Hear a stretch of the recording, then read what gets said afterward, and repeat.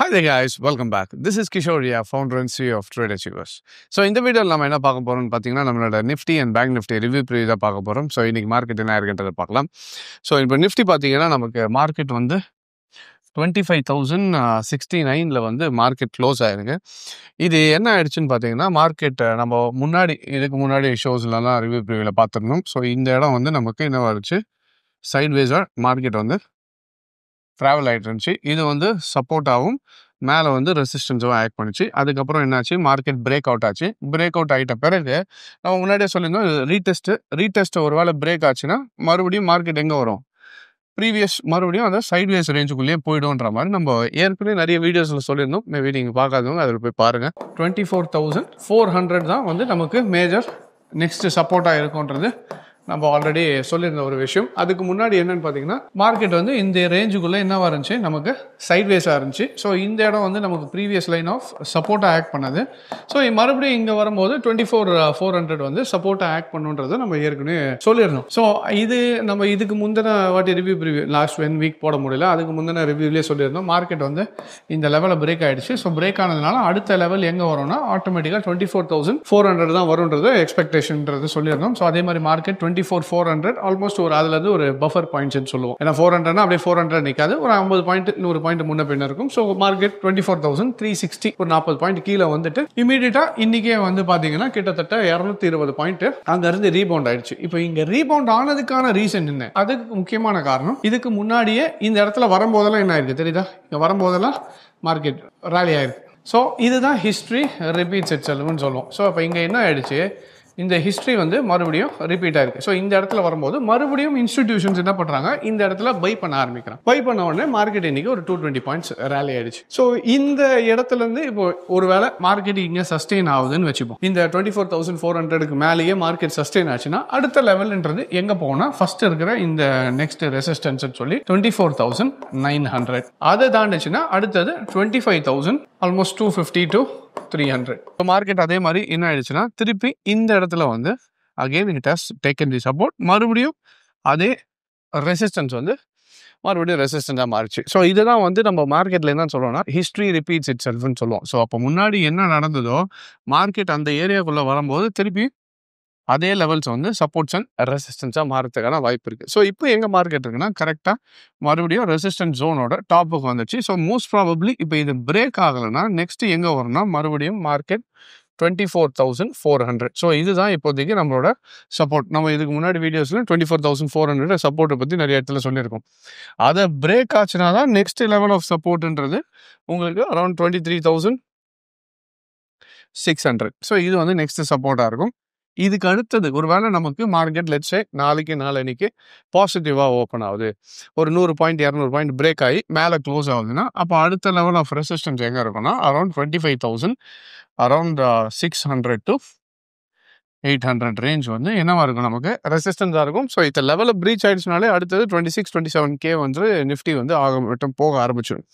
But இப்போதைக்கு market என்ன current சினாரியோன்னு பார்த்தீங்கன்னா it's clearly in sideways market, சைட்வேஸோட டாப்பில் இருக்குது.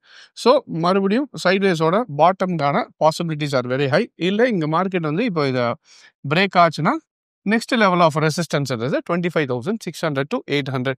ஸோ இப்போ ஸ்ட்ரக்சரலாக பார்த்தீங்கன்னா எதுவும் இல்லை, நார்மலாக மார்க்கெட் வந்து ஸ்ட்ரக்சரல் பேட்டர்ன் வந்து இந்த இடத்துல வந்து நமக்கு ஒரு ட்ரெண்ட் லைன் போயிட்டு இருந்துச்சு. இப்போ அந்த ட்ரெண்ட் லைனையும் மார்க்கெட் என்ன ஆயிடுச்சு, பிரேக் ஆகிட்டு திருப்பி சைட்வேஸ் பேட்டர்னுக்குள்ளே தான் இருக்குது. ஸோ மோஸ்ட் ப்ராபப்ளி நம்ம கொஞ்ச நாள் வெயிட் பண்ணுற மாதிரி இருக்கும். ஏன்னா ஒரு பெரிய மொமெண்டம் எதுவும் பில்ட் ஆகலை. ஸோ மார்க்கெட் சைட்வேஸ் மூமெண்ட் முடிச்சிடுச்சுன்னா எப்போவுமே நான் அதுதான் எப்போவுமே சொல்கிறது ஒன்று, மார்க்கெட் எவ்வளோ பெரிய பேஸ் போடுறதோ அந்த அளவுக்கு பில்டிங் வந்து பெருசாகும். அதே மாதிரி தான் இப்போ ஃபவுண்டேஷன் வந்து ஜாஸ்தியாக போட்டுகிட்டே இருக்குன்னா மார்க்கெட் மூமெண்டம் கொடுக்கும்போது it will B huge. So market வந்து ஒரு நல்ல லாங் ரேஞ்சில் ஒரு பெரிய மூவ்மெண்ட் கொடுக்கறதுக்காக வெயிட்டிங்கில் இருக்குது. ஸோ அந்த மூவ்மெண்ட் ஸ்டார்ட் ஆயிடுச்சு, ஒன்ஸ் பிரேக் அவுட் ஆயிடுச்சுன்னா அதுக்கப்புறம் ட்ரேடர்ஸ் உள்ள வந்து என்ன சொல்கிறது, ஸ்விங் ட்ரேடர்ஸ் ட்ரேட் பண்ணும்போது it will be beneficial. So இப்போதைக்கு sideways movement this is for sellers. இப்போ ஆப்ஷன் ட்ரேட் பண்ணுறாங்கன்னா ஆப்ஷன் செல்லர்ஸ்க்கான ஒரு நல்ல மார்க்கெட்டு. சைட்வேஸ் மார்க்கெட்டில் முடிஞ்ச வரைக்கும் நம்ம என்ன சொல்கிறது, உள்ளே போயிட்டு வந்தீங்கன்னா நிறைய லாஸஸ் ஆகும். ஸோ இந்த இடத்துல கொஞ்சம் வெயிட் பண்ணிவிட்டு ஒன்ஸ் மார்க்கெட் பிரேக் ஆகி ட்ரெண்டு கண்டினியூ ஆகிட்டு பிறகு ட்ரேட் பண்ணுறது it will be better. Alright. So market Nifty current scenario sideways market. நம்ம நெக்ஸ்ட் பேங்க் நிஃப்டி எப்படி இருக்குன்றதை பார்க்கலாம். ஸோ இப்போ நம்ம நெக்ஸ்ட் பேங்க் நிஃப்டி எப்படி இருக்குன்னு பார்த்தோம் பார்த்துடலாம். ஸோ பேங்க் நிஃப்டி பார்த்தீங்கன்னா நமக்கு மார்க்கெட் வந்து 54,887 வந்து மார்க்கெட் இன்னைக்கு க்ளோஸ் ஆயிருக்கு. இப்போ பேங்க் நிஃப்டியோட ட்ரெண்ட் என்னன்னு பார்த்தீங்கன்னா, ஸோ பேங்க் நிஃப்டியும் மறுபடியும் நமக்கு சைட் வேஸில் தான் இருக்குது. ஸோ இந்த இடம் பார்த்தீங்களா, இதுதான் நமக்கு previous line of support act பண்ணுச்சு. இப்பயும் மறுபடியும் என்ன ஆச்சு, மார்க்கெட் அதே லெவல் வந்து ரெண்டுமே சப்போர்ட்டாக ஆக்ட் பண்ணுது. So most probably this can act as double bottom. So market வந்து இந்த இடத்துல டபுள் பாட்டமாக ஃபார்ம் ஆகிறதுக்கான அதிக பாசிபிலிட்டி இருக்குது. அண்ட் ஃபார்ம் ஆச்சுன்னா this will be your neckline. So அப்போ நெக்லைனுக்கும் இதுக்கும் எவ்வளோன்னு பார்த்தீங்கன்னா, இது கிட்டத்தட்ட இந்த டோட்டல் ரேஞ்ச் வந்து 5,000 பாயிண்ட்ஸு, கிட்டத்தட்ட 5,000 பாயிண்ட்ஸ் வந்து நெக்லைன் பாயிண்ட். அப்போ ஒருவேளை மார்க்கெட் நாளைக்கு பேங்க் நிஃப்டி ஃபியூச்சரில் 58,000 பிரேக் ஆச்சுன்னா, மினிமம் இந்த டபுள் பாட்டமோட கன்ஃபர்மேஷன் மட்டும் முடிஞ்சிச்சுன்னா we can expect market to go up to 63,000. Bank Nifty எது வரைக்கும் போகலான்னு பார்த்தீங்கன்னா, அடுத்த லெவல் ஆஃப் ரெசிஸ்டன்ஸ்ன்றது எங்கே வரும்னா 63,000 தான் வரும். ஸோ அது வரைக்கும் இப்போ என்ன ஆகிடுன்னா, உங்களுக்கு மறுபடியும் இந்த லெவல் வந்து சைட்வேஸ் மார்க்கெட் தான். ஸோ பேங்க் நிஃப்டி இந்த ரேஞ்சுக்குள்ளே இருக்க வரைக்கும் மறுபடியும் நிஃப்டி மாதிரி இதுவும் சைட்வேஸ். ஸோ 53,000 to 56,000 இந்த 3,000 பாயிண்ட் வந்து சைட்வேஸ் மார்க்கெட்டுக்கான பாயிண்டாக இருக்கும். ஸோ மோஸ்ட் ப்ராபப்ளி இப்போ மார்க்கெட் இந்த ரேஞ்சுக்குள்ளே தான் சுற்றுறதுக்கு வாய்ப்பு இருக்குது.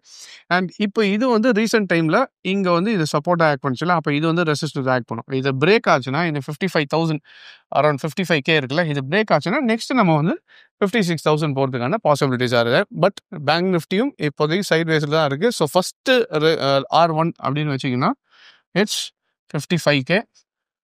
R2ன்னு எடுத்தீங்கன்னா இட் இஸ் 56,000. R3 வந்து 58,000. ஸோ அடுத்து அந்த 3 லெவலையும் ரெசிஸ்டன்ஸையும் பிரேக் ஆச்சுன்னா அடுத்தது நெக்லைன் பிரேக் அவுட் வரும். ஸோ டபுள் பாட்டமோட நெக்லைன் லெவல் வரும். அது பார்த்தீங்கன்னா, ஸோ இது வந்து நெக்லைன் லெவல்ஸ் ஆகும். ஸோ இது மூணுத்தையும் பிரேக் ஆச்சுன்னா தென் we can expect market to go up to 63,000. அப்போ இது மார்க்கெட் ஒன்ஸ் இந்த லெவல்ஸ் எல்லாம் பிரீச் ஆகி பிரேக் அவுட் ஆகிட்டு வரும்போது அதுக்கப்புறம் நம்ம என்ன பண்ணலாம்னா, நல்ல பேங்கிங் ஸ்டாக்ஸாக பார்த்து எது நமக்கு ஃபண்டமெண்டலாகவும் டெக்னிக்கலாகவும் எது அப் ட்ரெண்டில் இருக்குன்னு பார்த்துட்டு அந்த மாதிரி இதில் இன்வெஸ்ட் பண்ணுறது it will be better. So இப்போதைக்கு பேங்க் நிஃப்டி கிளியர்லி சைட்வேஸில் இப்போ இருக்கிற கரண்ட் சினாரியோ பார்த்தீங்கன்னா previous line of support now it is acting as a resistance. So most probably 55,000 break ஆகிடுச்சுன்னா நெக்ஸ்ட் 56 பிரேக் ஆச்சுன்னா அடுத்த லெவல் ஆஃப் ரெசிஸ்டன்ஸ் 58 பிரேக் ஆச்சுன்னா 63,000 வரைக்கும் போகிறதுக்கான வாய்ப்புகள் இருக்குது. ஸோ இதுதான் பேங்க் நிஃப்டிக்கான level. So Nifty bank Nifty both are in sideways. ஒரு நல்ல மொமெண்டமுக்காக மார்க்கெட்டை ப்ரெஷரை பில்ட் பண்ணிகிட்டே வருது. ஒன்ஸ் அது பிரேக் ஆகிடுச்சுன்னா நல்ல ஒரு லாங் டேர்மில் நமக்கு மொமெண்டம் இருக்கும்.